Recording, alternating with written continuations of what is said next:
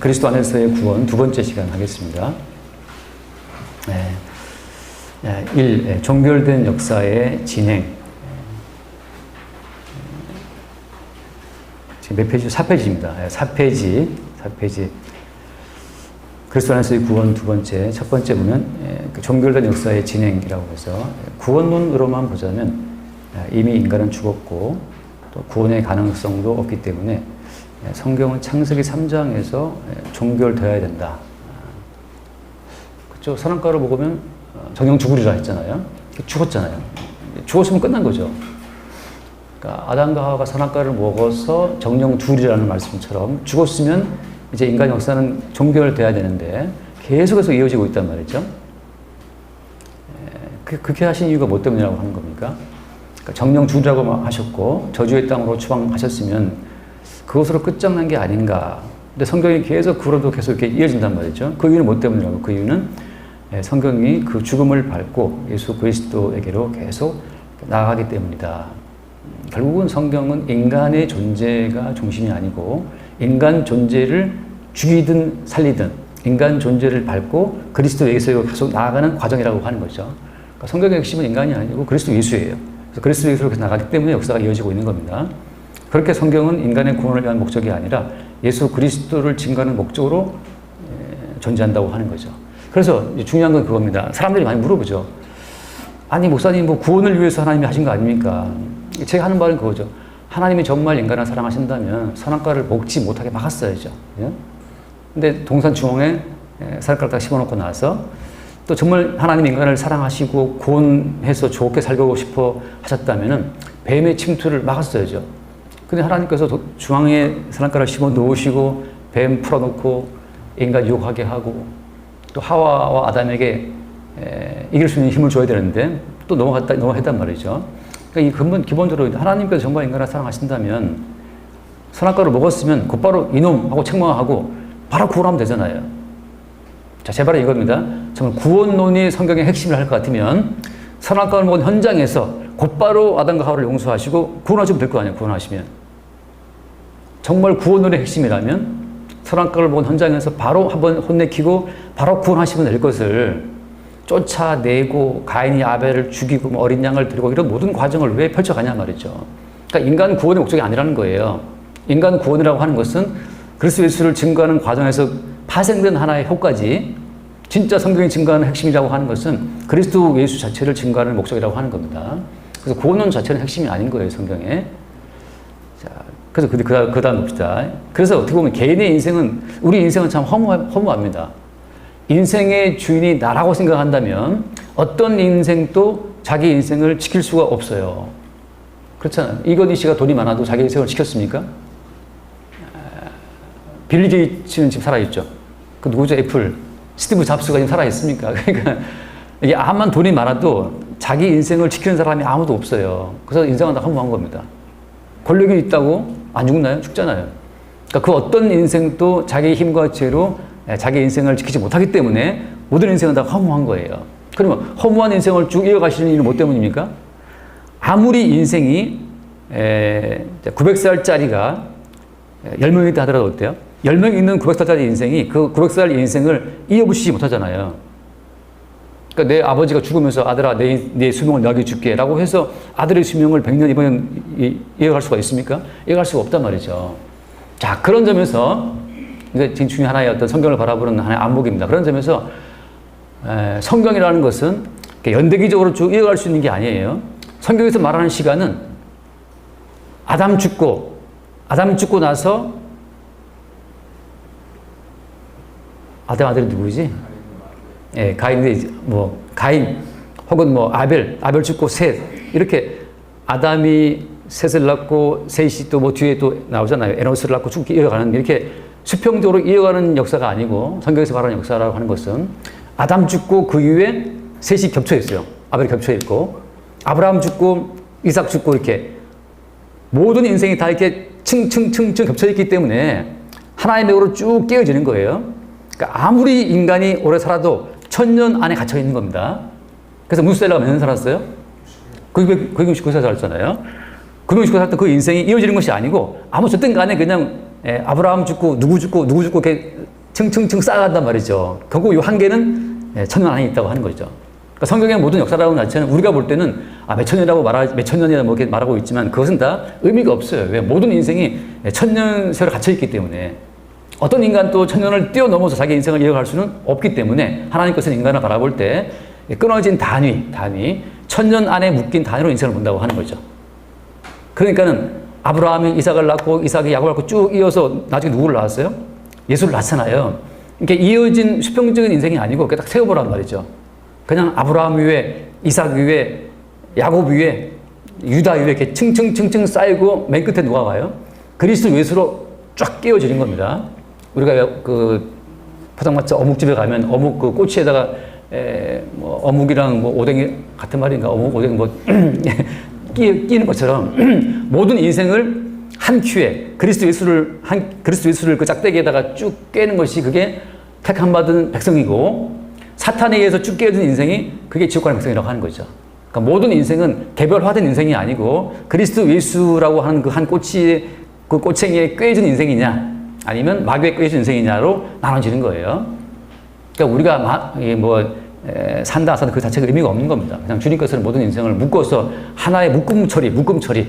마트 가면 라면 이렇게 묶어서 팔자는 그런 것처럼 모든 인생을 주님은 묶음 처리해서 그리스도에게 속한 인생이냐 분류되는 거예요. 악한 자. 그러니까 우리가 개별적으로 나는 더 뛰어납니다. 그 개별적으로 뛰어나다는 그 자체가 주님 모시기 의미가 없어요. 개별적으로 나는 더 경건하다.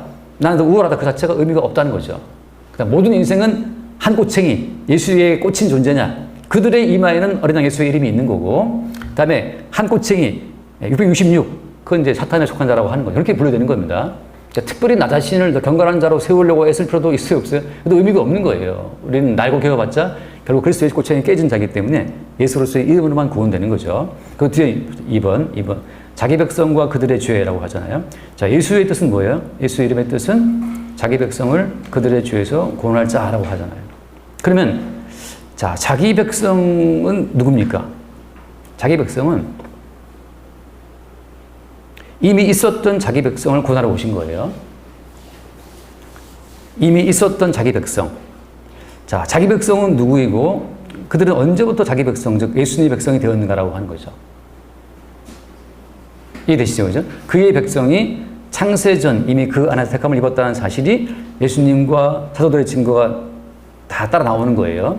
예수님이 구원하러 오신 자기 백성은 예수님이 온 다음부터 이제 이렇게 골라 백성을 한 것이 아니고 이미 있었던 자기 백성을 찾으러 오신 거예요. 그래서 그 뒤에 말씀 봅시다. 요한복음 39절 말씀에 39절 같이 볼까요? 나를 보내신 이의 뜻은 내게 주신 자 중에 내가 하나도 잃어버리지 아니하고 마지막 날에 다시 살리는 이것이다. 자, 그러면 내게 주신 자 중에라고 하잖아요. 그러면 아버지가 언제 예수께 주셨죠? 아버지 하나님이 아들 예수께 주신 자, 그들만 예수님이 구원하러 오신 거예요. 다 구원한 것이 아니고 아버지가 예수님에게 주신 자를 주님이 구원하러 오신다고 하는 거죠. 그러면 구원했다는 그 말은 그들에 뭐가 있는 겁니까? 자기 백성이 먼저 있었고 그 다음에 구원하러 왔다는 그 말은 그들에 뭐가 따라오는 거예요? 그들에 먼저 잃어버림이 있는 거예요. 자기 백성이 있었고 그 자기 백성이 있었는 그 백성을 잃어버렸기 때문에 어때? 다시 구원하러 왔다고 하는 거죠. 그래서 그 뒤에 말씀 마저 볼게요. 에베소 1장 4절 말씀. 언제 주님이 자기 백성이 있었는가? 같이 봅시다. 1장 4절. 곧 창세전에 그리스도 안에서 우리를 택하사 우리로 사랑 안에서 그 앞에 거룩하고 흠없게 하시려고. 그러니까 창세전에 이미 자기 백성이 있었어요. 그러니까 창세전부터 있었던 자기 백성을 찾으러 예수님이 오신 겁니다. 창세전에 그리스도 안에서 우리를 택하사라고 하는 것처럼 그러니까 자기 백성 자체는 창세전에 있었고 그들을 지금 찾아왔다고 하는 거죠. 언제? 다시 봐요. 그 밑에 말씀. 로마서 9장 11절 말씀. 그 자식들이 아직 나지도 아니하고 무슨 선이나 악을 행하지 아니한 때에 택하심을 따라 물 좀 주세요. 그래서 언제? 아직 나지도 않고 무슨 선이나 악을 행하지도 아니한 때. 그러니까 이거 언제예요? 주님께서 구원하러 오신 자기 백성은 아직 그들이 태어나지도 않았는데 이미 있었단 말이죠. 그러니까 창세전에 이미 있었던 자기 백성을 주님이 찾으러 온 것이 그게 구원이에요. 그게 예수님이고.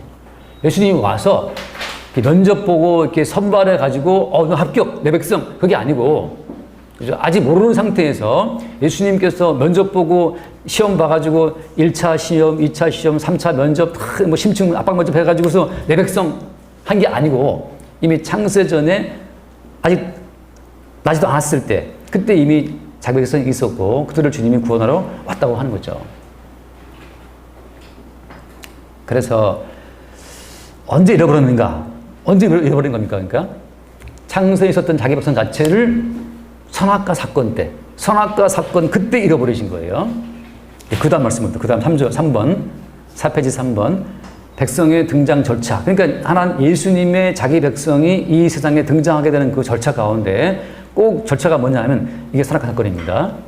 그러므로 예수님의 백성은 에덴 동산에서 옛뱀이 일으킨 선악과 사건 이전에 어때요? 이미 그 명단이 확정되어 있었다고 하는 거죠.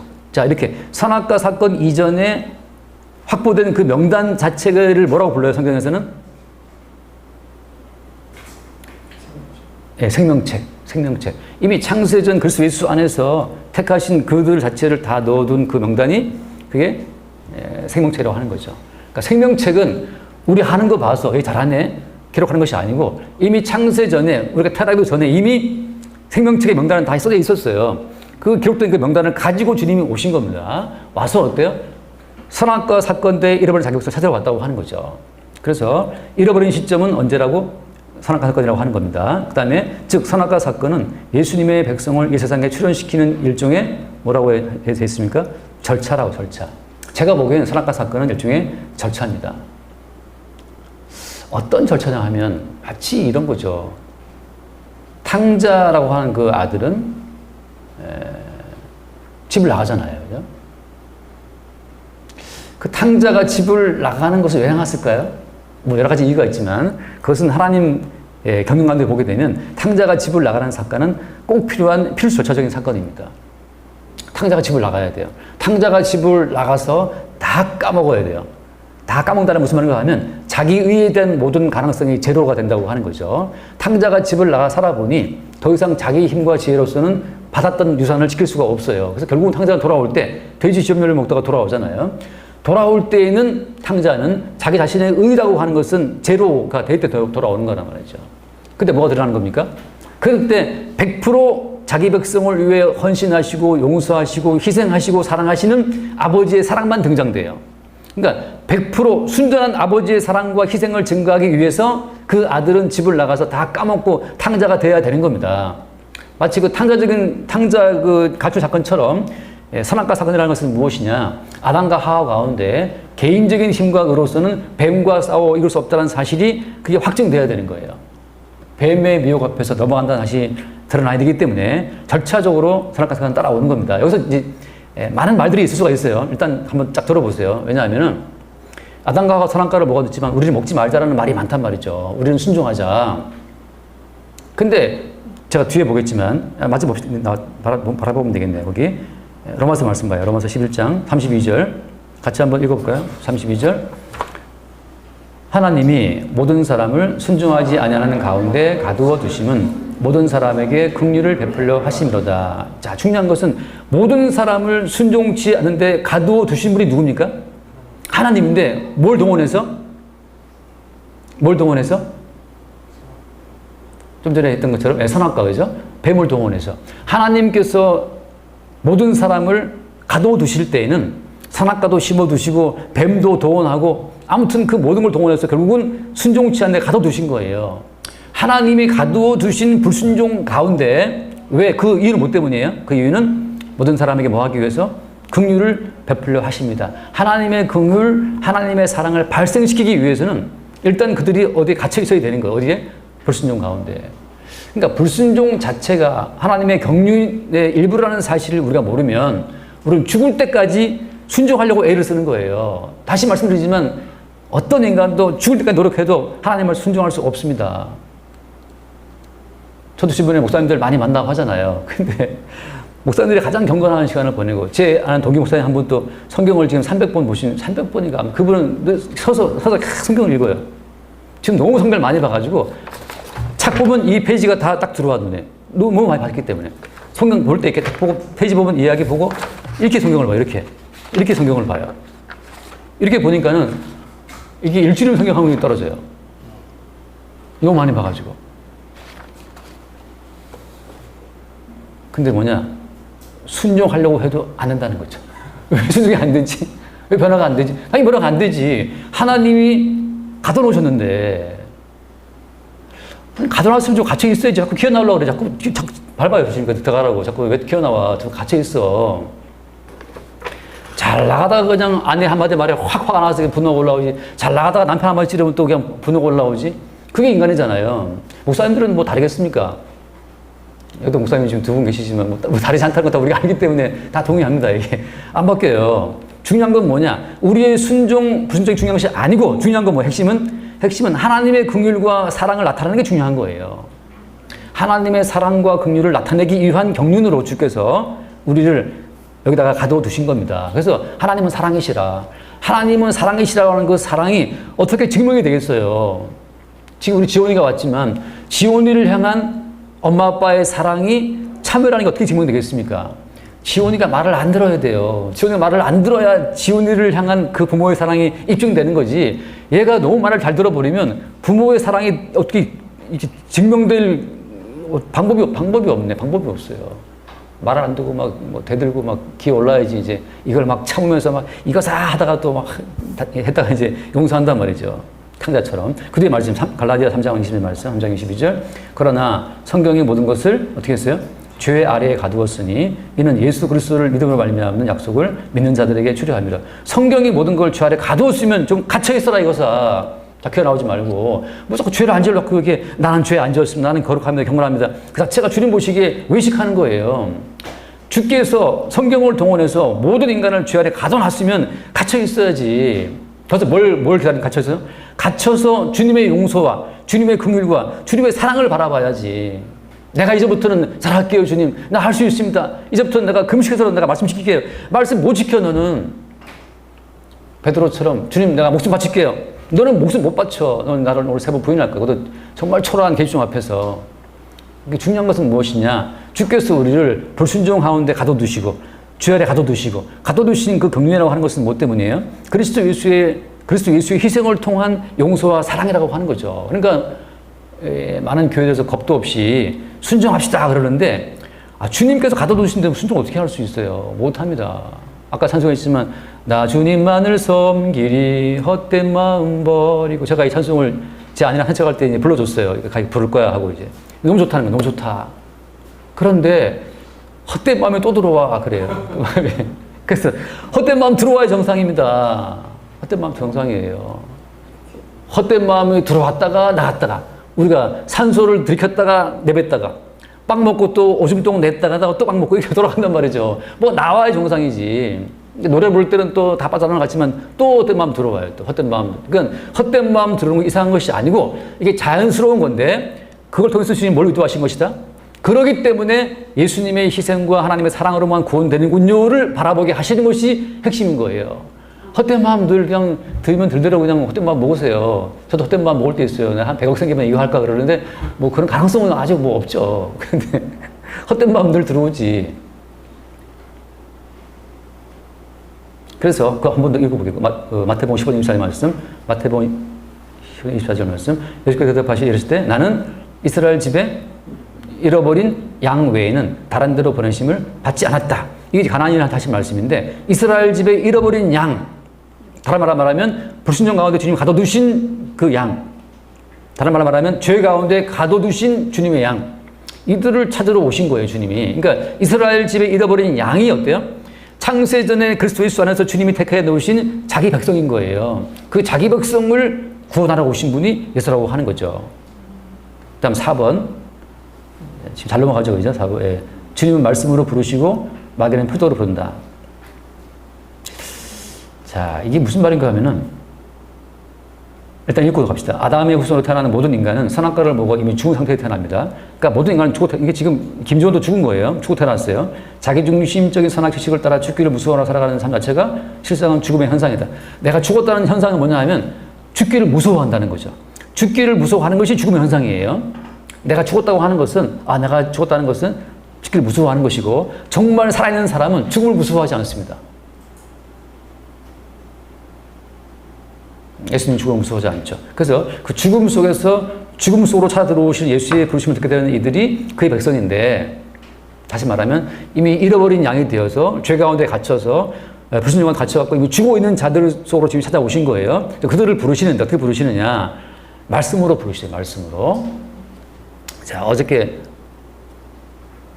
아니지, 제가 이제 신대원에 들어가게 되면은 많은 분들이 다 체험을 갖고 교회 신학교로 와요. 정말 들어보면 아주 뭐 격정적인 그런 경험도 많고 신비한 체험도 많이 있는데, 다 그분들이 그 많은 체험을 갖고 이제 신학교로 들어오셨는데, 들어보면 제가 이제 항상 물어보죠. 왜 목사가 되려고 하십니까? 물어봤을 때 그 대화를 들어보면 딱 두 가지예요. 하나는 뭐냐 하면 정말 뭐 신기한 표적을 본 거예요.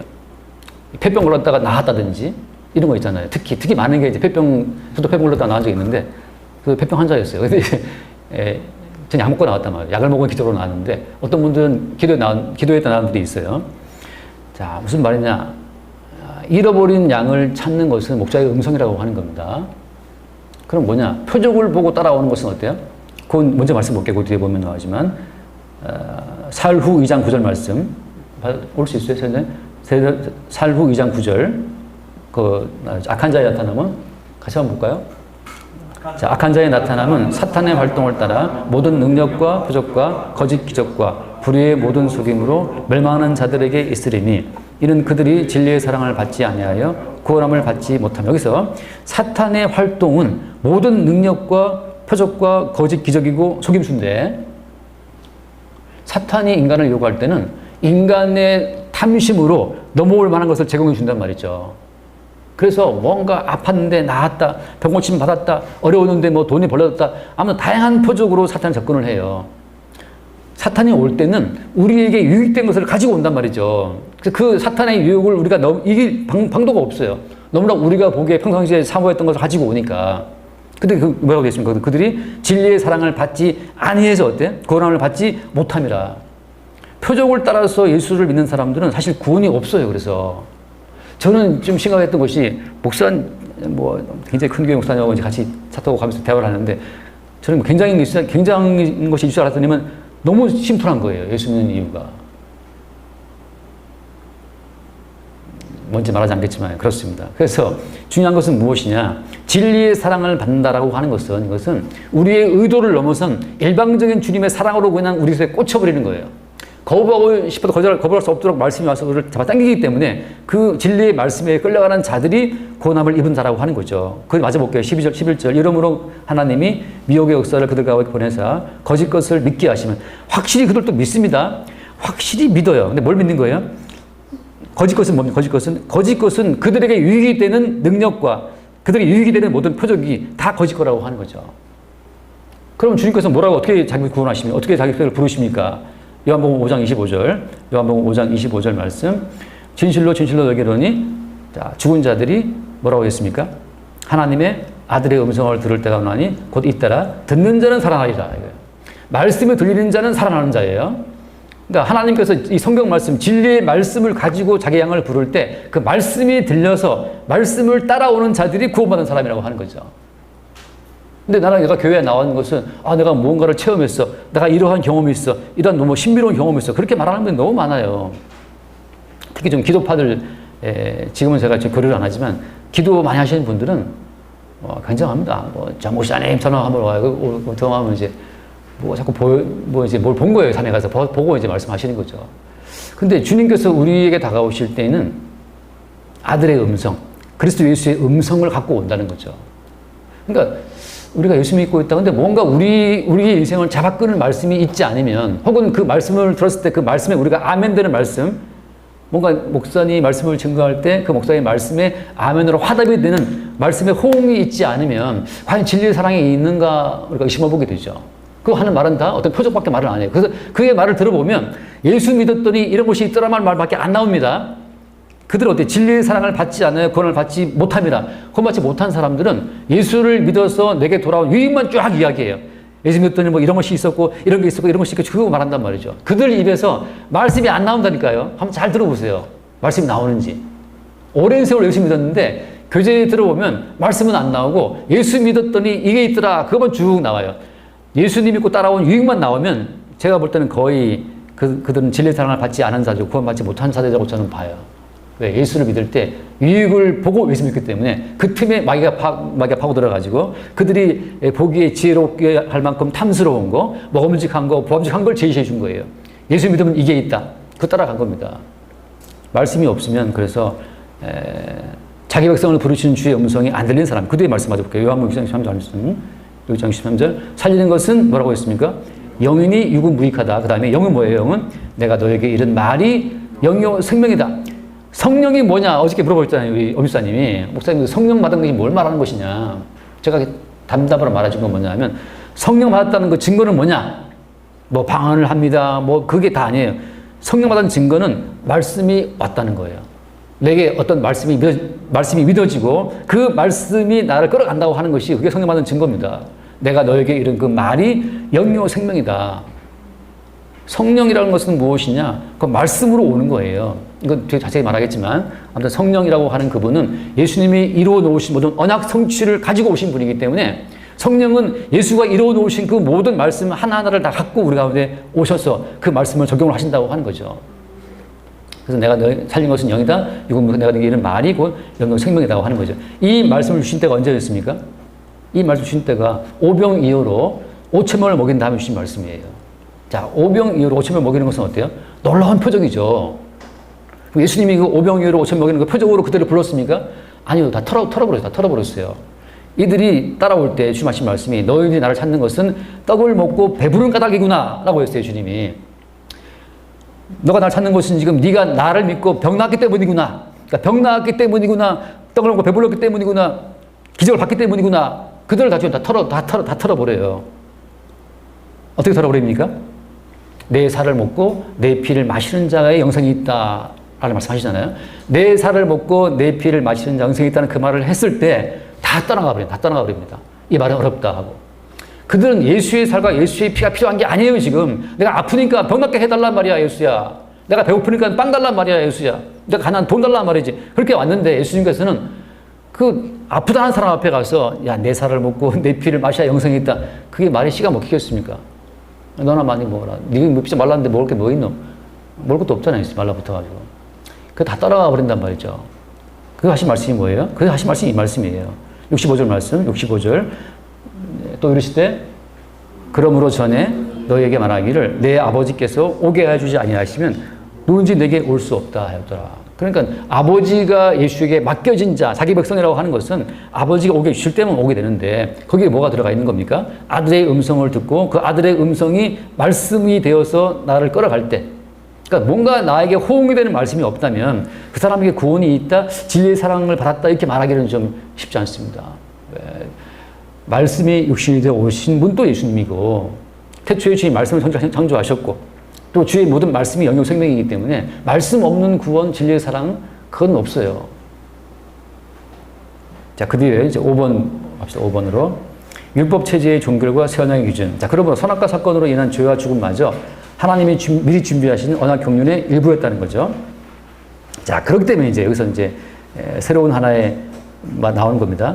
따라서 죄와 죽음은 하나님의 언약 경륜 안에서 십자가 사건을 통해 새롭게 정의된다고 하는 거예요. 죄가 뭐냐? 자, 모세의 오경을 통해 주어진 율법을 어기면 죄입니까? 다시 모세오경에서 말씀하고 있는 살인하지 말라, 가늠하지 말라 그 말씀대로 살면 죄가 아니고 그 말씀을 어기면 죄가 되는 겁니까? 이게 십자가 사건 전까지는 그게 죄가 맞아요. 근데 십자가 사건 이후부터는 그 죄가 바뀌는 겁니다. 그 뒤에 맞아. 최초의 율법, 선악과 금지 명령부터 해서 모세를 통해 주어진 율법, 사도들이 주는 모든 권면 형식 율법을 포함해서 모든 법을 어기는 것이 죄가 되는 때는 그리스도의 십자가로 종결됐다고 하는 거죠.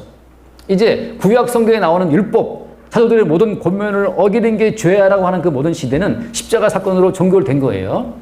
그 근거는 뭐냐? 그 로마서 말씀, 로마 10장 4절 말씀, 로마 10장 4절 한번 읽어봅시다. 10장 4절. 그리스도는 모든 믿는 자에게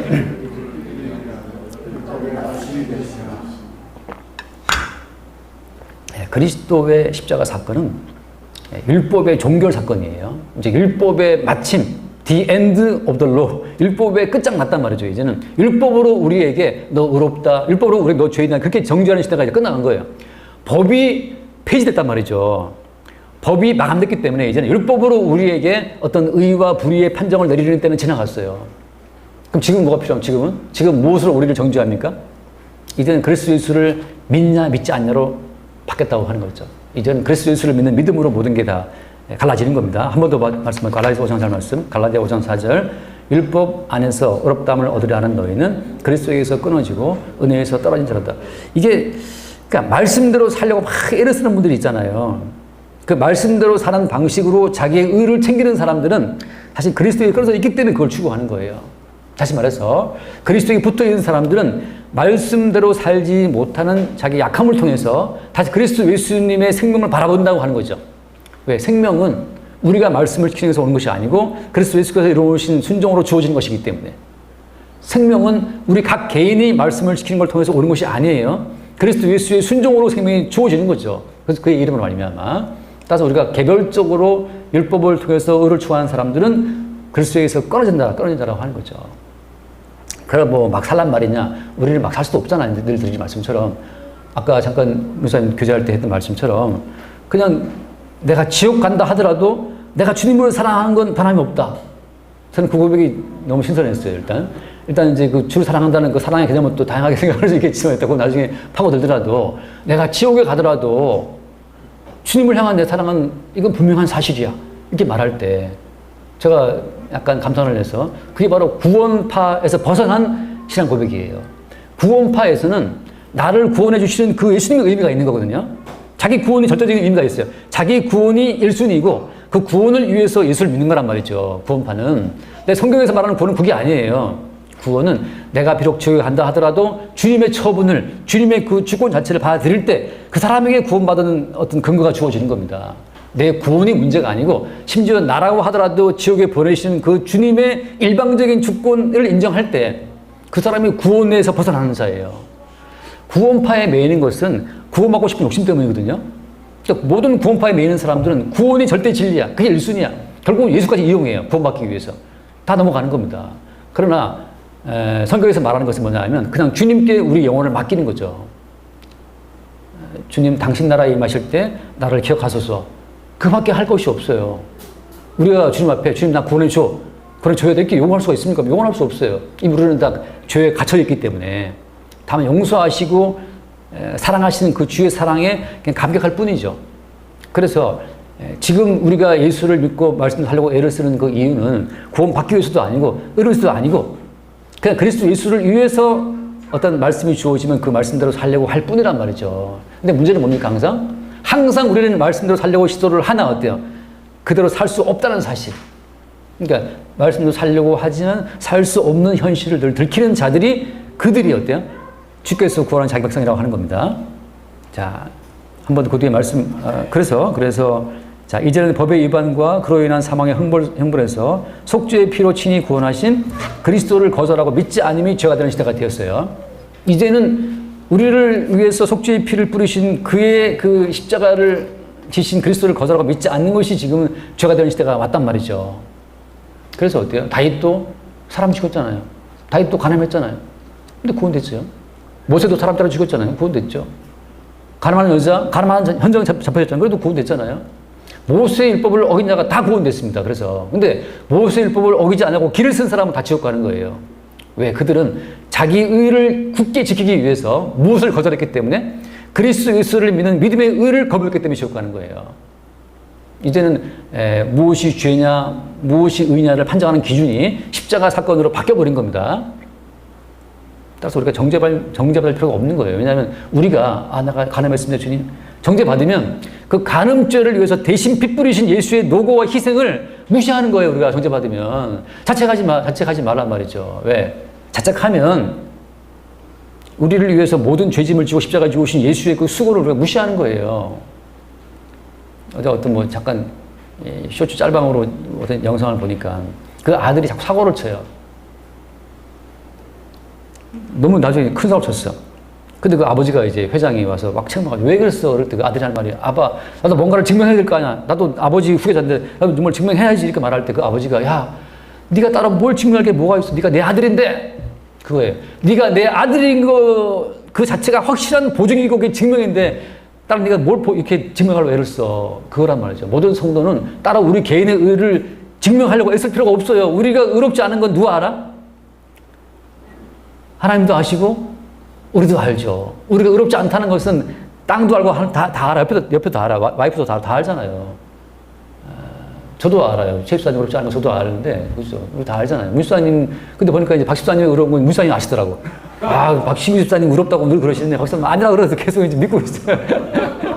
약간 뭔가 떠넘기기 같아. 우리가 의롭지 않은 건 다 알고 있잖아요. 주께서 우리가 의롭지 않고 의로울 수 없기 때문에 예수님이 십자가에 대신 지고 죽음을 당하신 거란 말이죠. 우리가 의로울 수 있었더라면 주님이 격려했겠지. 좀 더 힘을 내. 넌 할 수 있어. You can do it, you can do it. 그랬겠지. 영어도 하면서 막 이렇게 한국말도 막 넌 할 수 있어. 뭐 정신일도 하사 불성 어쩌고 하면서 했겠지. 근데 안 되니까 주님이 니들은 다 안 된다. 내가 대신 십자가의 죽음으로 내가 이룬 성취의 의를 그냥 너희들은 받아라고 준 거란 말이죠. 자책하는 거야. 그래서 자책하는 것은 아직도 본인의 가능성을 믿고 있다는 건데 그 마귀의 좋은 밥 되는 겁니다. 그래서 그 말씀 사도행전 10절 말씀 사도행전 10절 3절 말씀이죠. 같이 봅시다. 알지 못하던 시대에는 하나님이 간과하셨거니와 이제는 어디든지 사람에게 다 명하사 회개하셨으니 이는 정하신 사람으로 하여금 천하를 공의로 심판하를 작정하시고 이에 그를 죽은 자 가운데서 다시 살리신 것으로 모든 사람에게 믿을 만한 증거를 주장하셨다. 이게 이제 사도 바울이 우상 숭배를 할 때 한 말이거든요. 다시 말해서 말씀대로 사는 의로운 자기 이미지를 생각하잖아요. 그게 우상입니다. 제가 옛날에는 프란체스코라는 중세시대의 수도사를 되게 제가 존경하고 흠모해서 그 사람처럼 살고 싶었어요. 모든 걸 버리고. 프란체스코는 정말 아버지한테 뭐 영주의 아들이었지만 예수 믿는다 그러니까 그 아버지가 다 놔두고 가라 했잖아요. 모든 재물을. 나가라 그러는데 아버지 잠깐 기다려. 네 옷도 내 거야. 벗어놓고 와. 그래서 프란체스코가 빨아먹고 나갔단 말이죠.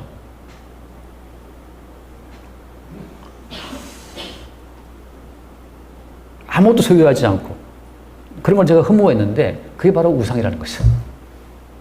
그래서 우리가 한경지 목사님 존경스러워. 그거 우상입니다. 주기철 목사님처럼 되고 싶다. 우상이에요. 옥한영 목사님처럼 되고 싶은 분도 있습니까? 우상입니다. 다 우상. 그럼 뭡니까? 뭔가 현재 내 모습보다 더 발전된 내 모습을 상상하고 그 모습을 이루기 위해서 애를 쓰고 있으면 그게 우상이란 말이죠. 지나간 세대는 주님이 간과했지만 지금은 어때요? 회개하라. 무슨 말이냐면 너희들에게는 어떤 의로움의 가능성도 없어. 내가 그래서 십자가에 대신 죽었다라고 하는 십자가에 대신 죽당하신 예수 그리스도의 그 의로움으로 모든 일을 다 폐기처분해버리신 겁니다. 우리의 개인적인 모든 일은 헛것이에요. 아무리 우리가 의를 추구한다고 해도 하나님 보시기엔 어때요? 헛거란 말이에요. 헛거. 아무 의미가 없어요. 심지어 아무리 의를 추구해도 옆에 와이프도 안 알아줘요. 욥이 그 의를 추구할 때 욥의 와이프가 무슨 말을 했습니까? 야, 이 병신아, 그건 안 나왔지만, 야, 이 병신아, 그것도 안 나왔지만, 아무튼, 차라리 하나님을 원망하고 죽어라, 인거나, 했단 말이죠. 누가? 욥의 부인이. 욥의 부인도 욥의 의를 안 알아준다니까요. 욥의 그 의로움으로 구원되는 겁니까? 아니잖아요. 그러니까 지금까지 지금 계속해서 지나간 세대에는 인정했지만 지금은 다 폐기에 처분해버리고 그래서 예수를 믿는 의만 말씀하시는 거죠. 그때 3장 18절을 같이 봅시다. 이거는 그를 믿는 자는 심판을 받지 아니하는 것이요 믿지 아니하는 자는 하나님 독생자의 일을 믿지 아니함으로 벌써 심판을 받은 것이다. 그러니까 믿지 않는 자는 벌써 심판 가운데 있는 거예요. 등상은 뭐냐? 끝없이 자기 의의를 챙기려고 애를 쓰고 있는 거. 끝없이 자기 양심으로 자기를 비춰보고 또 노력하는 거.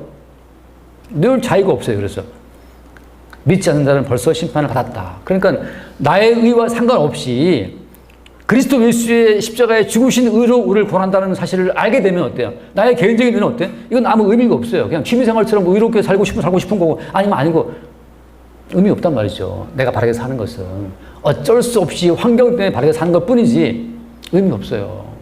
저도 김일성 아들로 태어났으면 저도 김정은이 좀 해먹겠지. 근데 그러면 어떻게 남한에 태어나가지고 빈둥이 아들로 태어나가지고 하다 보니까 지금까지 이러고 있는 건데 우리 모두가 다 개인적인 나의 자신의 의로 주어진 환경 조건을 뛰어넘을 수는 없다는 겁니다.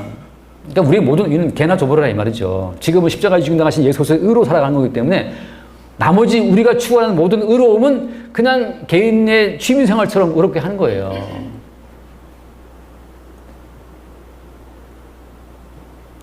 어제 함수사님이 저 차 타고 같이 이제 제주도 막 드라이브 하면서 함수사님이 저의 이제 온순한 이미지를 보고 운전을 되게 젠틀하게 할 줄 알았더니만 운전을 제가 격하게 하니까 난폭하게 하시냐, 포하게 뭐래, 난폭 와일드하게 하신다 그런. 예. 제 취미생활이죠. 취미생활이에요. 와일드하게 한다고 지옥 가는 것도 아니고 얌전한다고 총각도 아니란 말이죠. 그냥 승차하신 분들은 좀 불안함을 느낄 수 있지만 제 취미생활이기 때문에 와일드하게 와 갔다가 딱 섰다가 이제 팀의 점수 떨어지겠지 그러면. 그 자체가 주님 보시기엔 아무 문제 안 되는 거고 그냥 우리가 다 그리스도 이제 십자가 은총으로 살아가고 있는데 그 속에서 지온이가 장난감을 깨든 장난감을 다듬든 인형을 꿰매든 인형을 찢든 그 그냥 지온이 취미생활인 것처럼 우리의 모든 삶 자체는 취미생활입니다. 근데 우리 취미생활 옆 사람들이 또 제한을 받아요. 아시죠 그건 다? 결혼을 해봐야 되는 이유는 그래서 내 취미생활이 옆 사람을 제한받기 때문에 그때 이제 이게 안 되는구나. 난 요한복음 10장 8절. 10장 8절을 읽고 넘어갑시다. 10장 8절. 더 봐야겠다. 10장 8절. 그가 와서 죄에 대하여, 의에 대하여, 심판에 대하여 세상을 책망하시리라. 다음에 죄에 대하여 함은 그들이 나를 믿지 아니함이요. 성령이 보혜사가 말씀하는데 보혜사가 책망하시는 것은 죄에 대해 책망할 때 뭘 책망하신 겁니까? 왜 너희들이 나를 믿지 않느냐. 이게 책망 조건이란 말이죠. 다시 말해서 말씀대로 살지 못해서 우리를 책망하신 것이 아닙니다. 문사님. 아시겠죠? 말씀대로 실천치 못했다고 우리를 책망하신 것이 아니고 그 말씀대로 살지 못하는 우리 죄를 감당하신 예수를 믿지 않는 것 때문에 책망하시는 거예요. 책망 주제가 다른 거예요. 책망 주제가. 구약에서는 말씀대로 살지 않으면 죽는다고 말씀하시지만 신약에 들어와서는 바뀌어요. 책망 주제가. 말씀대로 살지 못해 책망하신 것이 아니라 그런 우리를 위해 죽임당하신 예수를 믿지 못하는 것 때문에 책망하시는 거예요. 어제 교제할 때 잠깐 교제할 때 권사님 어떤 질문처럼 권사님이 들었던 그 목사님의 질문인데 왜 성도가 안 바뀔까? 그분이 그게 많은 질문을 했어요. 목사님이신데 되게 유명하신 분인데 그 질문 많이 했대요. 왜 성도가 안 바뀔까? 그럼 그게 이상합니까? 성도를 안 바뀌는 게 정상이죠. 이상한 것이 아니고.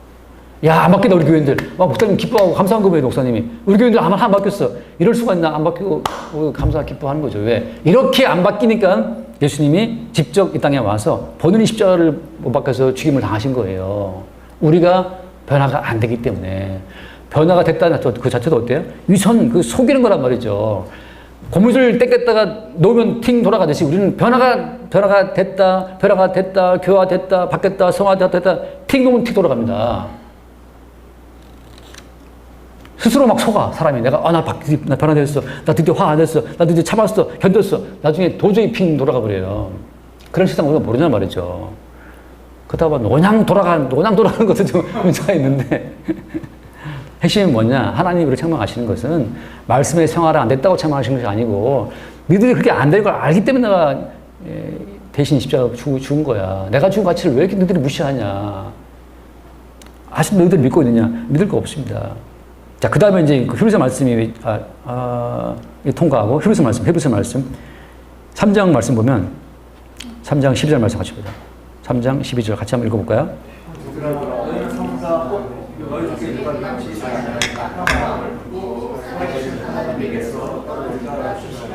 자, 여기서 하나님에게서 떨어질까 조심하라. 여기 때문에 또 많은 사람이 붙잡혀 있어요. 이거 조심해야 되겠는데? 어떻게 말씀대로 살아야지. 이 13장 말씀을 쭉 보다 보면 맨 끝에 읽어봐요. 19절 말씀. 3장 끝이 19절 말씀이에요. 읽어보건대 그들이 믿지 아니함으로 능히 들어가지 못한 것이라.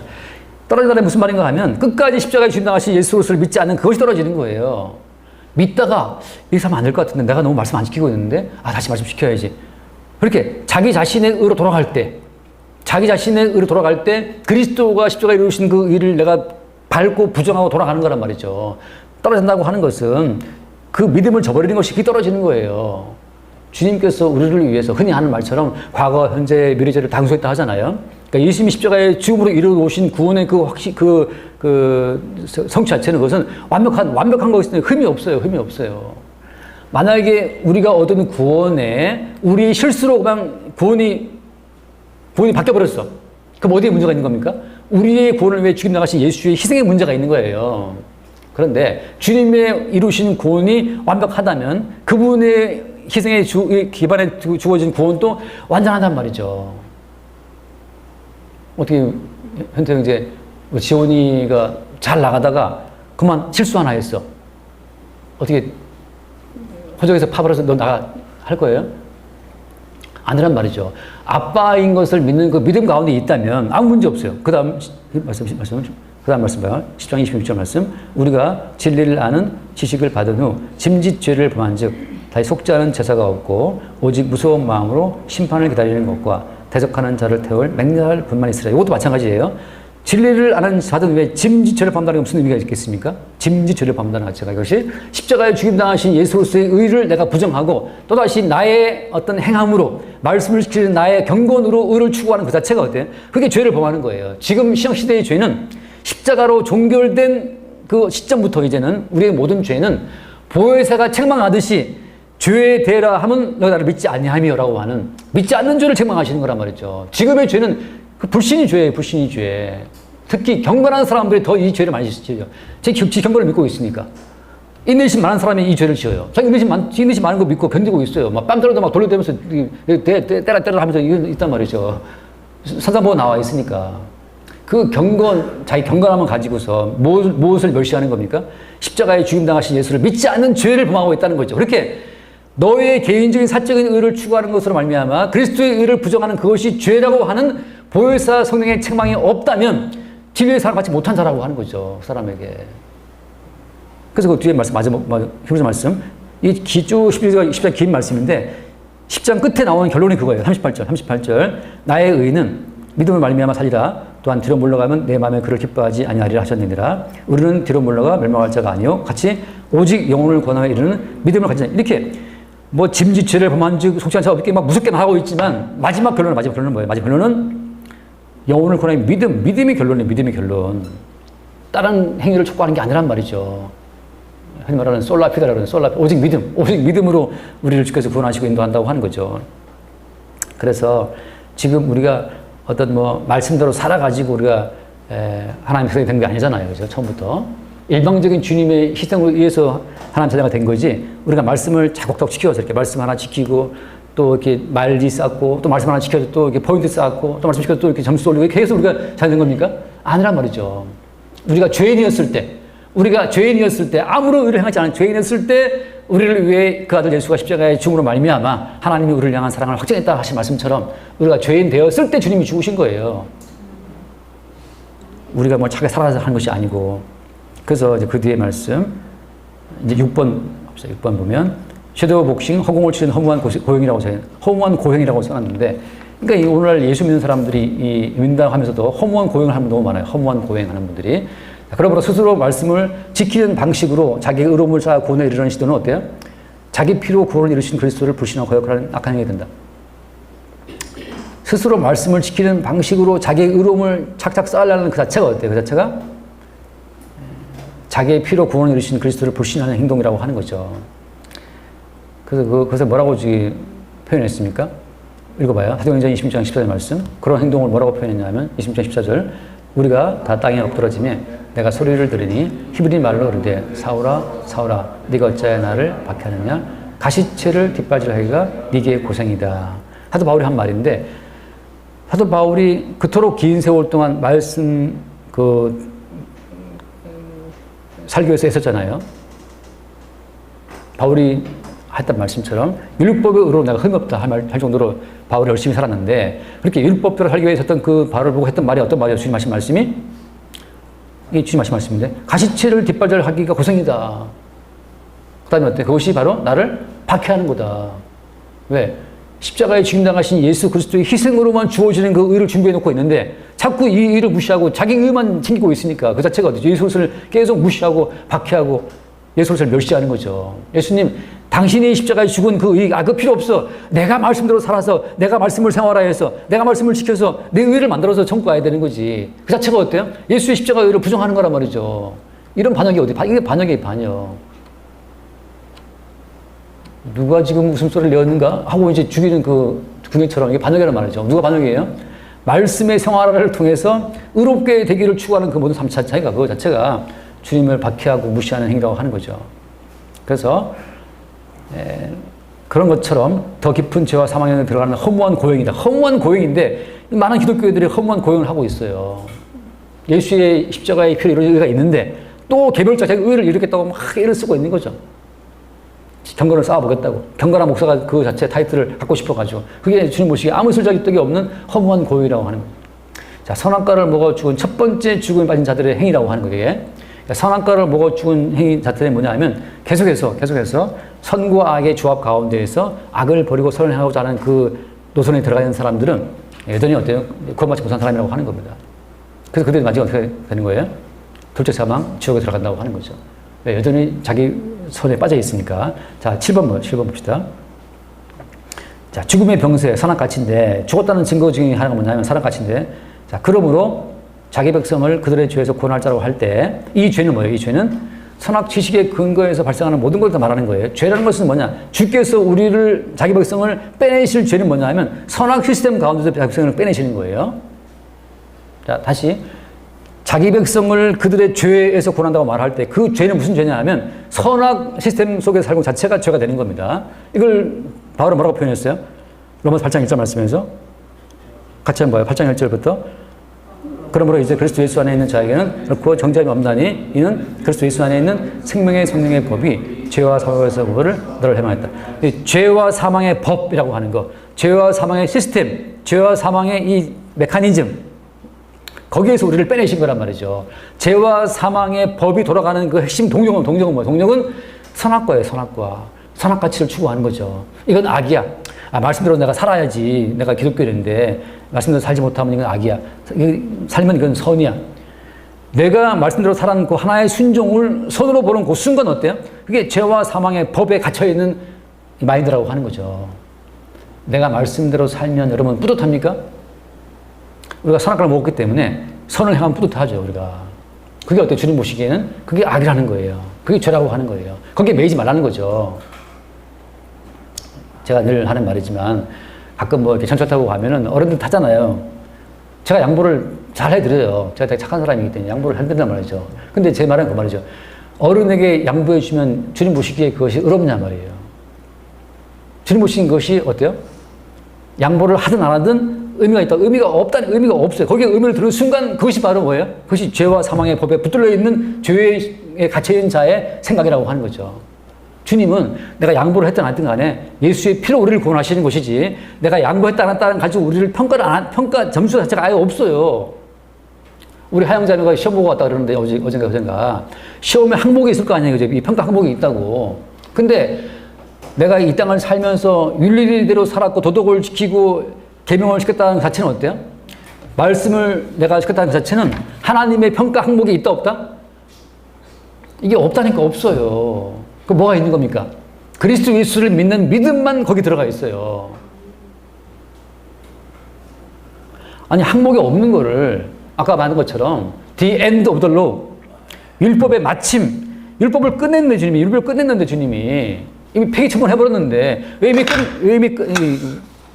너무 끝나버린 그걸 갖고 다시 또 붙잡았고 이걸 하려고 하냐 말이죠. 선생님이 시험 낼 때, 무슨 우리 마장도 나오신 뭐 옛날 수재였단 말이죠. 저도 약간 수재에 속한 사람이었고, 뭐 여기 다 수재인데. 선생님이 시험을 내면, 야, 이번 중간 시험은 1페이지부터 50페이지까지 낸다? 그럼 공부하면 되잖아요. 근데 꼭 자다가 깨는 애들이 몰라가지고 꼭 그 300페이지 뒤에 걸 공부하고 와서 헛짓하고 있는 거죠. 그런 것처럼 이미 율법, 말씀, 뭐 성경에 나오는 모든 권면, 산상본 그 모든 율법 형태의 모든 말씀에 대해서는 주님께서 이미 끝냈어요. 이미 그걸로 평가 안 해. 이제 새로운 평가 기준이 왔어. 그 내 아들 예수를 어떻게 보냐? 예수를 믿어 안 믿어? 그것으로 모든 평가를 끝내겠다고 지금 새로운 평가지가 왔는데 그걸 받아야지. 졸고 있다가 일어나고 또 뭐 가늠하지 말라, 가늠하지 말아야지, 눈을 언약을 지켜야지, 여자 안 봐야지 뭐 이러고 있으니까 주님 보시기에 딱하다. 너무 과락되는 거죠. 집이 어디 둘째 사망 가는 거죠. 그래서 주님께서 우리를 구원했다고 말하니까 구원받은 백성은 바로 이 선악 가치에서 빠져나온 자들이에요. 내가 구원받았을까 어떻게 알 수 있냐 하면 선악 가치의 의미를 두면 구원받지 못한 자고 선악 가치의 의미를 안 두면 구원받은 자입니다. 단적으로 말하게 되면. 그러니까 무엇으로도 어때요? 우리는 정죄받을 필요가 있어요 없어요? 없는 거죠. 시간이 되나? 아직 안 됐죠. 예. 졸리면서. 온천하고 왔기 때문에 졸리면, 예. 자, 그, 먼저 읽어봅시다. 그래서, 주님께서는 거기서 빼내서 우리를 어떻게 하는 거예요? 생명의 성령의 법 속에 우리를 살게 한다고 하는 거죠. 그게 어떤 겁니까? 생명의 성령의 법이라고 하는 것은 생명을 주는 성령의 법인데 생명을 주는 성령의 법은 어떻게 주어지는 거예요? 예수님이 이루어 놓으신 성취를 가지고 우리에게 생명을 주는 거예요. 자, 마저 넘어갑시다, 이제. 좀 아직 읽어볼게요. 그래서 선악과를 먹고 선악체제에 살면서 자기중심적인 선악가치로 성경과 만물을 이해하는 인간은 이미 죽음의 병에 걸려있기 때문에 첫 번째 죽음을 거쳐서 글 속에 들어와 있는 사탄과 함께 어디로 가는 거예요? 마귀를 준비된 지옥에 들어간다고 하는 거죠. 그 읽어볼게요. 25장 41절 말씀 마태복음. 또 엠프레는 자들에게 이르시되 저주받은 자들아 나를 떠나 마귀와 사자들을 위해서 예비된 영원한 불에 들어가라. 그러니까 원래부터 지옥이라고 하는 것은 마귀를 위해 준비된 곳입니다. 그러니까 마귀를 가두기 위해 준비된 그 지옥에 마귀와 한패 먹은 마귀의 꼬챙이에 꽂힌 자들이 같이 들어가는 거예요. 왜? 그들은 마귀가 전파한 선악 가치에 붙들려 있기 때문에. 그것이 마귀가 주는 그대로 선악에 살면 뿌듯해하고 악하게 살면 자기를 자책하고 있는데 그 자체가 지금 마귀의 꼬챙이에 꽂혀 있다는 증거가 된다고 하는 거예요. 다음 8번. 자, 존재의 성격은 공간에 의해 결정된다. 자, 이게 무슨 말인가 하면은 구원이라고 하는 것은 우리의 존재의 변화가 아니에요. 구원은 존재를 바꾸는 것이 아니고 영역을 바꾸는 거예요. 애굽에 있던 사람을 주님이 구원해서 어떻게 했어요? 광야로 인도해 가잖아요. 가나안 땅까지. 그러니까 구원이라고 하는 것은 존재가 바뀌는 게 아니에요. 구원된 이스라엘 사람들이 바뀌었나요? 구원된 이스라엘 사람은 출애굽 이후에 바뀌었습니까? 안 바뀌었단 말이에요. 안 바뀌어요. 똑같아요. 구원받은 신문수 권사님이 바뀌었습니까? 아니, 솔직히 말해요. 좀 바뀌었지. 조금 바뀌지 않았나, 그래도? 조금 바뀌었지. 고민설 땡기면 바뀐 것처럼. 몸은 돌아가듯이. 자, 구원이라는 것은 존재를 바꾸는 게 아니고 우리가 있는 영역을 바꾸는 거란 말이죠. 하나님이 말하자면 이스라엘 백성들을 애굽에 그냥 살면서 애굽 속에서 구원 혜택을 줄 수 있었는데 굳이 끄집어낸 건 왜 끄집어낸 겁니까? 홍해를 갈고 막 그 생쇼를 하고 다 내는 건 뭐 때문이에요? 우리는 안 바뀝니다. 구원 자체는 존재 변화가 아니고 영역의 이동이에요. 자, 영역이 이동됐음을 믿고 수용하는 것이 그게 성도에 따르는 변화예요. 성도의 변화는 뭐냐 하면 나라는 존재가 죄와 사망의 법에 있다가 지금은 생명의 성령의 법으로 옮겨졌네. 나라는 존재가 애굽에 있다가 지금은 광야를 거쳐서 가나안 땅으로 옮겨졌네. 그 자체를 받아들이는 것 자체가 믿음이라고 하는 거죠. 또 출애굽, 구원받은 이스라엘 백성의 존재성이 애굽에 살 때와 전혀 달라지지 않았다는 사실이 다 입증됐다는 거죠. 그러니까 40년 동안 뭘 입증한 겁니까? 구원받은 이스라엘 백성은 하나도 바뀌지 않았어. 그 자체를 주님이 광야를 통해서 입증을 우리 가운데 시켜주신 거예요. 얘들아 봐라. 구원받은 이스라엘 백성이 바뀌었니 안 바뀌었니? 안 바뀌잖아. 40년 동안. 그걸 결국은 다 죽어버려요. 결국 다 죽어야 되는 거예요. 우리는 죽어야 끝나지. 죽어야 좀 늘 불만하는 사람 있잖아요. 불평하는 사람들. 죽어야 불만 끝납니다. 긍정적인 말을 해. 안 통해요. 결국 죽어야지만 조용하네 좀. 죽어야 조용합니다. 있잖아요. 화내는 사람. 화내는 사람도 어때요? 죽으면 화를 못 내요. 저희 아버님이 딱 말라가지고 성격이 급해가지고 화를 내시는 분인데 화를 안 내시더라고. 돌아가셨어요. 돌아가시니까 가만히 누워 계시더라고 이렇게. 제가 119에 불러서 이렇게 모시고 갔어요. 화 내시더라고. 누가 막 이게 들고 싫어도 그냥 가만히 계시더라고. 화 안 내시고. 원래 그것도 막 화를 내신 분인데 너무 얌전하셨어요. 사람이 죽으면 그때 이게 변화가 되는 거거든요. 변화 안 됩니다. 이처럼 구원받은 성도의 존재성도 말씀의 기준과 수준에 도달할 만큼 변화되지가 된다 안 된다?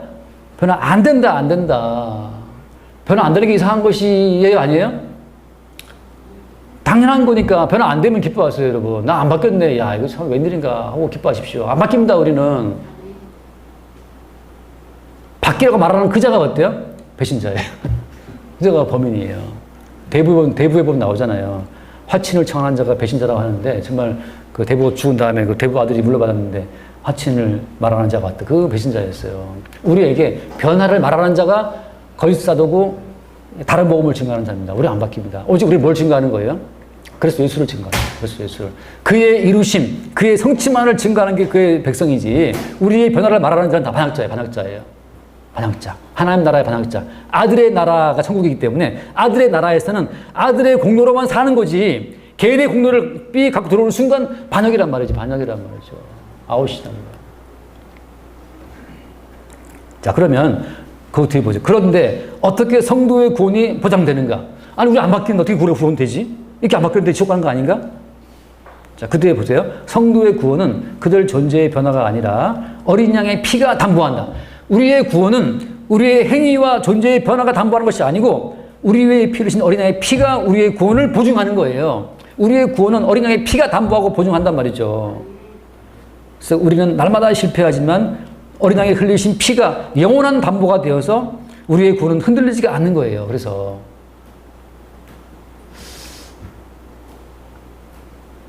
그 우리가 보증서잖아요. 옛날에 보증서면 뭐 연구나 말도 있었는데 그 보증을 쓰면 내가 실패해도 보증서 사람한테 또 무잖아요. 연대 보증해갖고. 그게 지금 어떻게 악습이긴 하지만. 근데 어때요? 주님께서는 이 처음부터 우리의 실패를 알고 우리의 보증이 돼주신 거예요.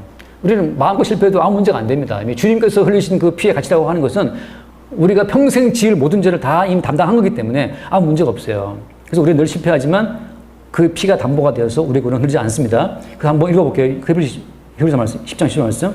히브리 10장 10절 거기 어떻게 되어 있습니까? 이 뜻을 따라 예수로서의 몸을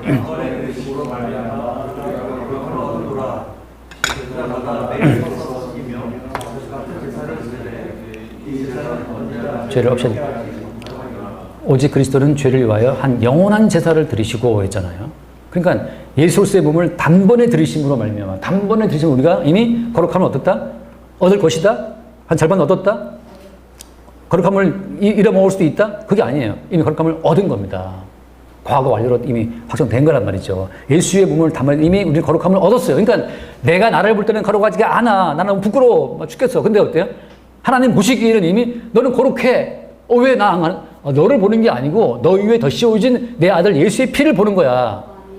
저는 부끄러운데 너를 보지 말라니까 그 마귀의 시선이야. 나는 내 아들 예수의 피를 본다. 그게 주께서 우리를 구원하신 그 담보라고 하는 거죠. 그래서 제가 어제 말씀드렸지만 우리가 출애굽할 때 피 바른 집 안에서 그 양고기 먹게 하잖아요. 다시 말해서 어린 양의 피를 바르고 양고기를 먹게 해서 피 바르고 양으로 채워서 그러니까 피 바르고 그다음에 예수의 살로 채워서 우리를 구원했단 말이죠. 우리를 보는 게 아니란 말이에요. 우리를 보는 것이 아니고 우리 위에 입혀진 예수로서의 피와 우리 위에 채워진 예수로서의 살을 보고 우리를 구원한다고 하는 거. 자, 그래서 그 영원한 보장이 되고 그 영원한 보장 자체를 또 누가 증명해요? 그 뒤에 마저 또 볼게요. 거기 보면 15절 보면 히브리서 또한 성령이 우리에게 증언하시되 주께서 이르실 때 그날 후로는 그들과 맺을 언약이 이것이라 하시고 내 법을 그들의 마음에 두고 그들의 생각에 거룩하리라 하신 후에 또 그들의 죄와 그들의 불법을 내가 다시 기억하지 아니하셨으니 이것들을 사하셨은즉 그다음에 다시 죄를 위하여 제사 드릴 것이 없다. 자, 성령은 우리에게 뭘 증거하냐 하면 야, 네가 어떤 죄를 지었다 하더라도 그 모든 죄를 이미 처리한 예수님의 몸으로 드린 제사가 있어라고 하는 완결된 그 예수의 제사를 누가 성령이 계속 우리한테 말씀을 하신다는 거죠. 성령은 그래서 우리 가운데에서 네가 어떠한 존재를 하더라도 너를 위해서 내 아들 예수가 완벽한 제사를 드렸다는 그 사실을 우리 가운데 증거한다고 하는 거예요. 그 성령의 증거가 있는 자들은 내가 범죄할 때마다 다시 말하면 이제 이게 엄밀한 범죄가 아니지만 내 속에서 말씀을 어기는 어떤 그 부족한 점이 튀어나올 때마다 이것으로 말미암아 그 아들 예수가 단번에 몸을 들었다는 사실을 확인하게 되면서 한 번 더 십자가 예수를 바라본다고 하는 거예요. 그게 광야에서 그 노뱀 사건이라고 하는 겁니다. 노뱀 그들이 불평할 때 뱀이 와서 물었잖아요. 다시 말하면 우리는 불평 한마디에도 죽을 존재입니다. 우리가 존재가. 다시 말씀드립니다. 우리의 존재는 하나님 보시기에 불평 한마디로도 주님이 불변번해서 우리는 죽어마땅한 존재라는 사실을 말씀해 주고 있는 거예요. 우리가 대단한 존재가 아니에요, 우리는. 솔직히 말해, 우리 입만 열면 불평이잖아요. 입만 열면 감사 나오는 사람, 약간 미친 사람 말고는 항상 우리는 입만 불평인데, 근데 그때마다 어때요? 불병이 와서 물어도 어때요? 아무 문제가 없는 인간이 우리란 말이죠. 그런데 주께서 어때요? 바로 불뱀 투입해서 물어 죽게 한 다음에 어떻게 했습니까? 장대에 달린 노뱀 바라보라 했잖아요. 그 말은 무슨 말이에요? 인간적인 다른 조건을 원하는 게 아니에요, 그냥. 너희 대신 저주받아서 삐쩍 말라 죽은 저 노뱀처럼 달리신 예수를 바라보라고 하는 것. 마땅히 죽을 너희 대신 죽임당한 예수를 바라보라고 하는 그것만을 하나님이 요구하시는 거예요. 너 왜 불평하니? 감사해야지. 너 고마울 줄 알아야지. 이렇게 우리를 자꾸 설득하지 않는단 말이죠. 우리가 애들을 키울 때는 너 감사하는 말을 해야지. 불평하지 말아라. 열심히 공부해야지. 너 왜 이렇게 게으르니? 너 청소 열심히 해야지. 책상이 쓰레기장이냐? 이게 좀 쓰레기장이니? 뭐 이렇게 말이 많지만 하나님은 우리한테 설득하지 않아요. 네가 그런 걸 내가 알고 있어. 내가 평생 어지르는 거 다 알고 있어. 그래서 내가 너를 상대하지 않고 내 아들 예수를 너희들의 모든 죄를 짊어지어서 못 박아 죽게 했다. 그것만 바라보게 하신단 말이죠. 우리를 바라보면 펼쳐내면 끝도 없이 죄가 나온단 말이에요. 그거 주님께서 보이시는 게 아니라는 거죠. 뒤에 맞아봅시다. 그러므로 자, 성령은 그 어린 양의 피를 담보하는 보증이라고 하는 거. 그래서 성령이 또 우리한테 오셔서 끝없이 성령은 계속 우리한테 뭘 보게 하시는 거예요? 야, 그래서 어린 양 예수가 대신 죽었지 않니? 그렇게 해서 말씀하고 있는 겁니다. 고린도후서 1장 읽어볼게요. 고린도후서 1장 20절 말씀. 고린도후서 1장 20절. 하나님 약속은 얼마든지 그리스도 안에서 예가 되니 그런즉 그로 말미암아 우리가 아멘하여 하나님께 영광을 돌리게 된다.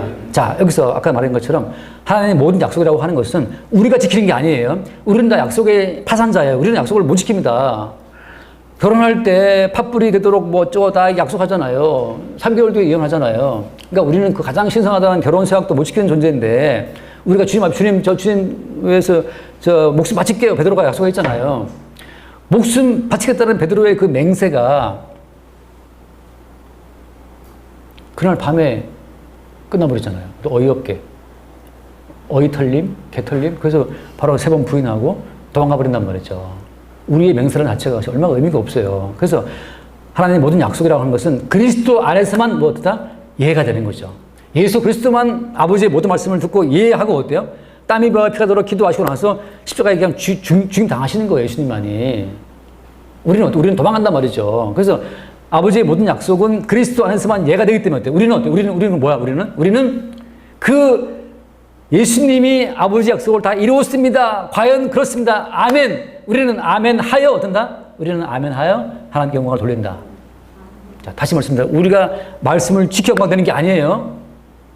이게 큰 오해입니다. 우리가 말씀대로 열심히 시키고 순종하면 영광 되겠지. 영광 안 됩니다. 이방 세계에는 우리가 착한 일 하고 라면 박스 나눠주고 뭐 쌀 나눠주고 그러면은 그걸 이용하고 교회를 칭찬하지만 하나님 영광 되는 게 아니에요. 그들은 교회를 이용할 뿐이에요. 영광이라는 것은 무엇이냐? 너의 그런 그 사악한 동기, 너의 욕망에서 나오는 그 모든 동기, 그것으로 인해서 그리스도 예수가 십자가에 피를 죽었다고 하는 십자가의 예수를 증거하는 과정을 통해서만 자기 백성이 빠져나오고 그때만 영광이 되는 거예요. 창세전에 택함받은 자기 백성이 나올 때 영광이 된다고 하는 거죠. 그들은 무슨 영광을 돌리게 된 겁니까? 나는 무익하고 부족하지만 내 아들 그리스도 예수께서 다 이뤘다는 사실에 우리가 아멘 할 때, 그러니까 우리는 주님의 이루심에 아멘 함으로 영광을 돌리는 거지 개별적 우리의 행함으로 영광을 돌리는 것이 아니란 말이죠. 솔리데오 글로리아라는 유명한 종교개혁자의 명언이 있는데 솔리데오 글로리아, 오직 하나님께 영광이라는 그 자체는 우리가 그리스도께 아멘 할 때만, 어떤 그리스도? 우리는 실패했으나 홀로 언약을 다 완성하신 그리스도께 우리가 아멘 할 때만 글로리아가 된다는 거죠. 내가 착해서가 아니고. 그래서 그 뒤에 21절, 우리를 의와 함께 그리스도 안에서 굳건하게 하시고 우리에게 기름을 부으시는 하나님이시니, 그 다음에 같이 봐요. 그가 또한 우리에게 인치시고 보증으로 우리 마음에 성령을 주셨다. 끝없이 우리가 우리 개인의 행위에 돌아갈 때마다 성령은 우리 가운데 책망하시면서 죄에 대해서 내가 너를 책망하는데 너희가 그리스도 예수를 믿지 않는 것이 바로 죄야 라고 또 누가 성령이 우리를 책망하시고 말미암아서 모든 말씀을 이루시고 그분이 이뤄놓으신 성취의 근거에서 우리에게 주어지는 구원 자체를 증거하시는 분이 누구다? 성령이라고 하는 거죠. 그러니까 성령 왔다는 그 증거는 끝없이 우리 개인의 행위가 아니고 그리스도의 성취를 바라보게 하는 그 자체가 성령이 왔다는 증거가 되는 겁니다. 방언했다고 성령 받은 게 아니에요. 이것도 말하자면 또 길지만 어쨌든 중요한 것은 무엇이냐?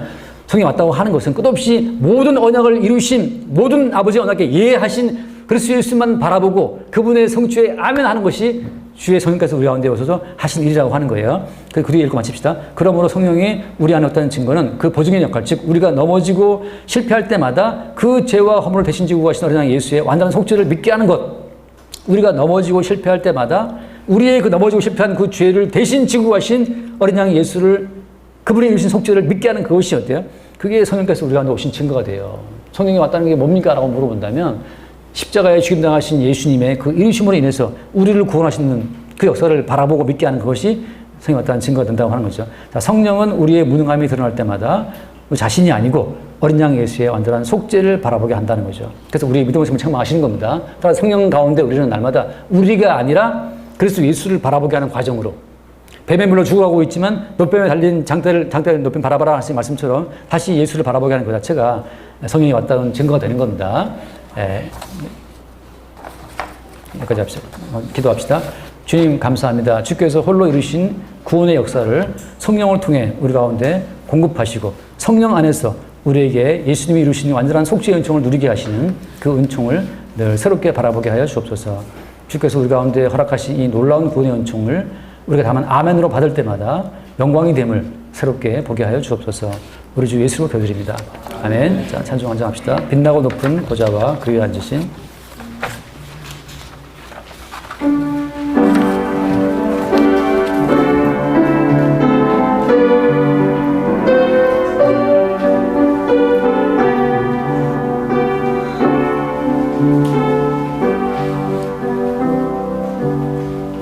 빛나고 높은 보좌와 그 위에 앉으신 주 예수 얼굴 영광 위에 같이 빛나네. 해같이 빛나네. 지극히 높은 영광 손 들어 갑시다. 지극히 높은 위엄과 한없는 자비를 무천사 소리 합하여 늘 찬송 드리네.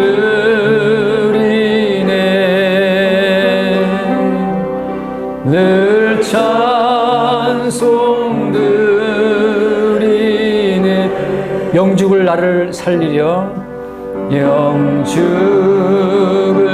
나를 살리려 그 영광 떠나서 영광 떠나서 그 부끄러운 십자가 그 부끄러운 십자가 날 위해 지셨네.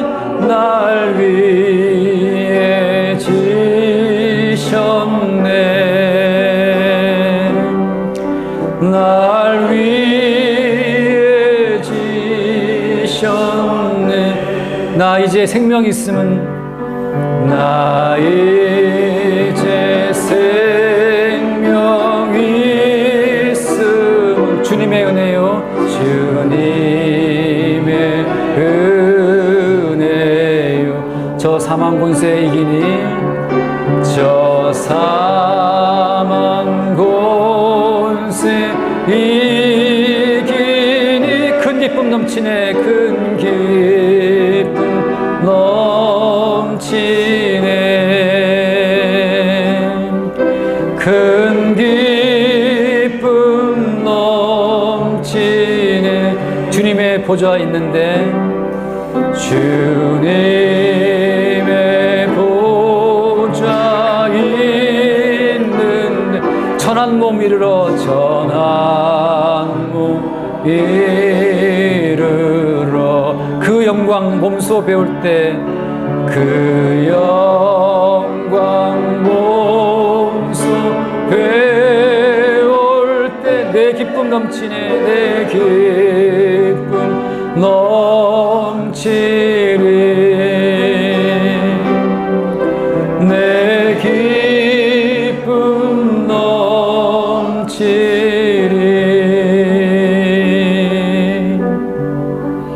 아멘.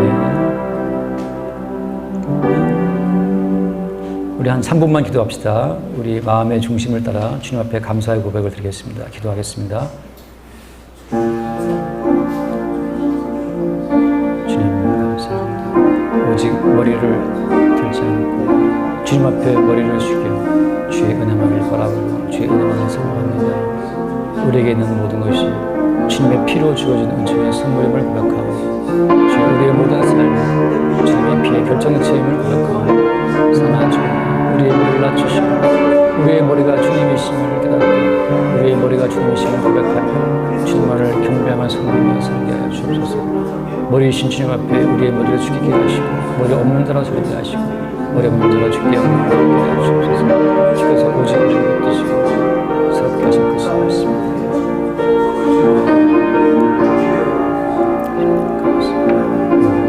그를 도와주셔서 구원이 필요한 자에게 주의 영정을 주시옵소서. 택한 백성을 부르시고 자기 백성을 부르시고 주의 택합니다. 이런 곳에서 원자되고 자기의 자 주의 은혜를 주옵소서.